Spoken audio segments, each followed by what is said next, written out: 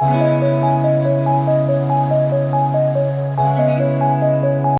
everyone, this is Vaishnavi Mahathi going to tell you the chapter Periodic Classification of Elements. Okay, let's recall.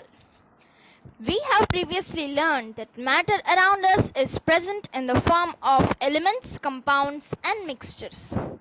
And the elements contain atoms of only one type. Do you know how many elements are known till date? Well, it is not so important, but I tell you there are 118 elements discovered till date, in which only 94 elements are naturally occurring. As different elements were being discovered, scientists gathered more and more information about the properties of these elements. They found it difficult to organize all that was known about the elements. They started looking for some pattern in their properties on the basis of which they could study a large number of elements with ease. Before we start our chapter, let's make you confusion free. Some of us think that hydrogen is a metal as it belongs to the first group of alkali metals. And the definition of alkali metals, you note it down. Alkali metals are the metals which are soluble in water. Okay, let's go to solve the misconception that I have told you just now. The fact is that the position of hydrogen in periodic table is controversial as it can behave as metal as well as non-metal. Okay, now that we are confusion free, let's start our chapter. At the beginning of the 19th century, many elements were discovered, but it was difficult to make an order of them. From this topic, the question arises, why was it necessary to classify the elements? Okay, let's discuss. There are nearly 114 elements which are known till date and we need to study them all.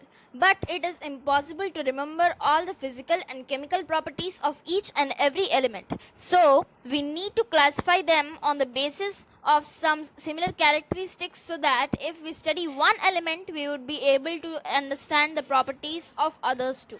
Okay, no need to fear. I will clarify it. Reasons for classification of elements. It helps in studying the elements in an organized manner. It helps in correlating the properties of elements with the fundamental properties of all states of matter. It helps in defining the relationship of one element with another. In the beginning, attempts were made by the chemists to classify elements on the basis of factors such as density, malleability, ductility, etc., and also to consider whether they were metals or non-metals. But none of these early classifications proved satisfactory because the number of elements falling in a particular group were so large that it did not serve the purpose of generalization. Moreover, some of the characteristics being considered varied under differing conditions. Certain elements showed metallic as well as non-metallic characteristics. Obviously, scientists were in search of characteristics of an element that would never change. Then came one of the scientists, William Prout, who discovered that the atomic mass of the element never differs and that it could therefore form a truly scientific basis for a satisfactory scheme of classification. From here, many scientists started to make an order of the elements in which one of them was Daubeney. Okay, let's discuss about him. Daubeney was a German chemist. He classified elements into sets of three that contain chemically similar elements. These groups of three elements were called triads. Daubeney stated in his law of triads that the arithmetic mean of the atomic masses of the first and third element in a triad would be approximately equal to the atomic mass of the second element in that triad. He also suggested that this law could be extended for other quantifiable properties of elements such as density. He discovered many triads, but only 3 of his triads were proved to be correct. Okay, let's see the triads. This is the first triad, lithium, sodium and potassium. These come from the group alkali metals. Okay, the arithmetic mean of the masses of potassium and lithium corresponds to 23.02, which is almost equal to the atomic mass of sodium. Okay, next triad. Calcium, strontium and barium. These are alkali earth metals, not alkali metals. These are alkali earth metals. The mean of the masses of barium and calcium corresponds to 88.7, which is approximately equal to that of strontium. Okay, don't forget this. Okay, next, right, sulfur, selenium and tellurium. These come from the group chalcogens. Arithmetic mean is 79.85. These triads proved to be wrong because Daubeney could identify only 3 triads. He was not able to prepare triads of all the known elements. All the known elements could not be arranged in the form of triads. For very low mass or for very high mass elements, the law was not holding good. Take the example of fluorine, bromine and bromine. Mass of chlorine is not an arithmetic mean of atomic mass of fluorine and bromine. So Daubeney's scheme of classification of elements was not very successful, though it did contain important insights and principles.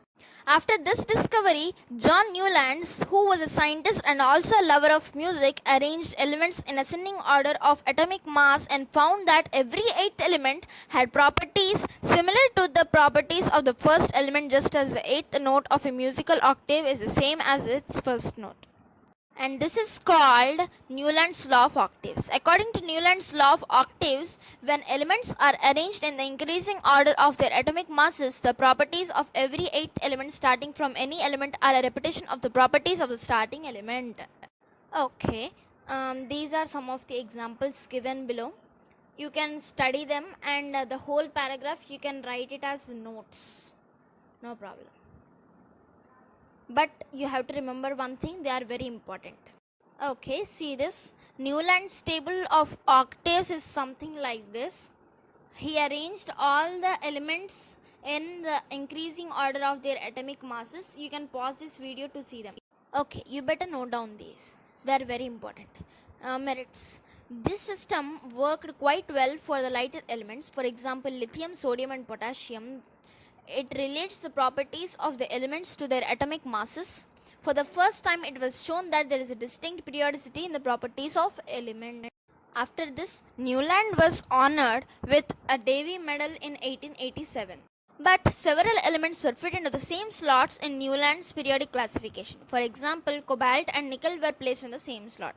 Elements with dissimilar properties were grouped together. For example, the halogens were grouped with some metals such as cobalt, nickel and platinum. Newland's law of octaves held true only for elements up to calcium. Elements with greater atomic mass could not be accommodated into octaves. Hence, even this law was discarded. Next came Dmitry Ivanovich Mendeleev, a Russian chemist, arranged all the 63 elements known at that time in increasing order of their atomic masses.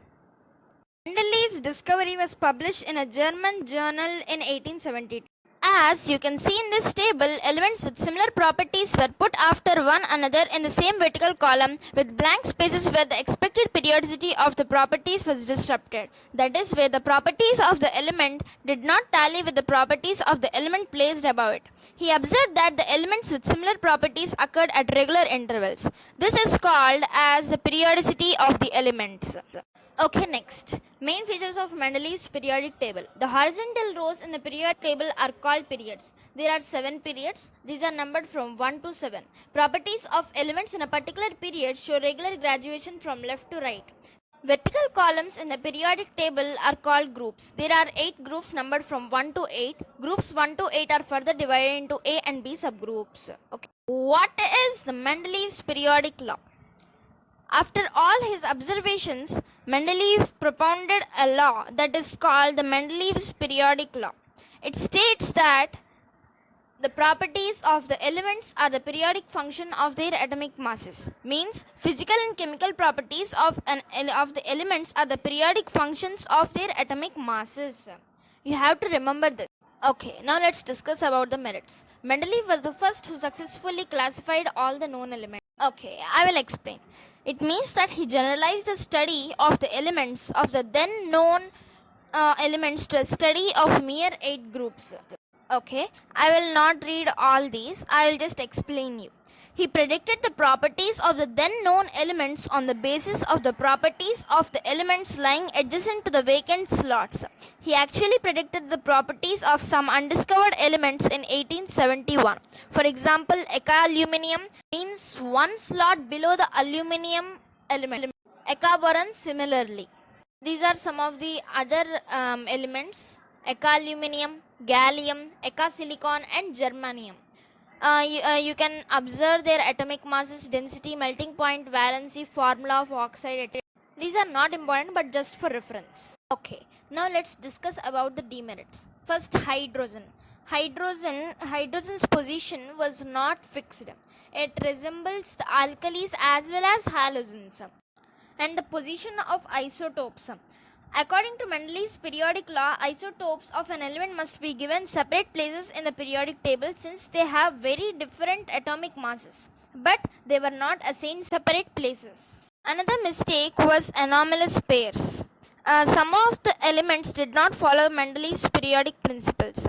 Argon precedes potassium and cobalt precedes nickel with atomic mass 58.6. Thus, Mendeley's periodic law was discarded. After that, Henry Moseley, an English physicist, discovered that the magnitude of positive charge in the nucleus of an atom was determined. By this, he concluded that the number of positive charges is equal to the number of negative charges.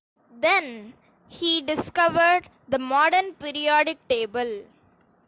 Modern periodic law. Physical and chemical properties of elements are a periodic function of their atomic numbers.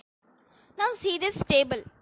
The horizontal rows of elements in a periodic table are called periods. The vertical columns are called groups or families. There are 7 periods and groups in the periodic table. The groups from 1 to 7 are divided into subgroups A and B.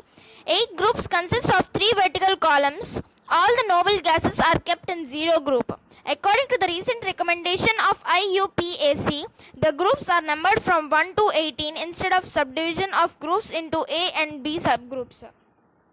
Your chapter is complete. Thanks for watching and bye-bye.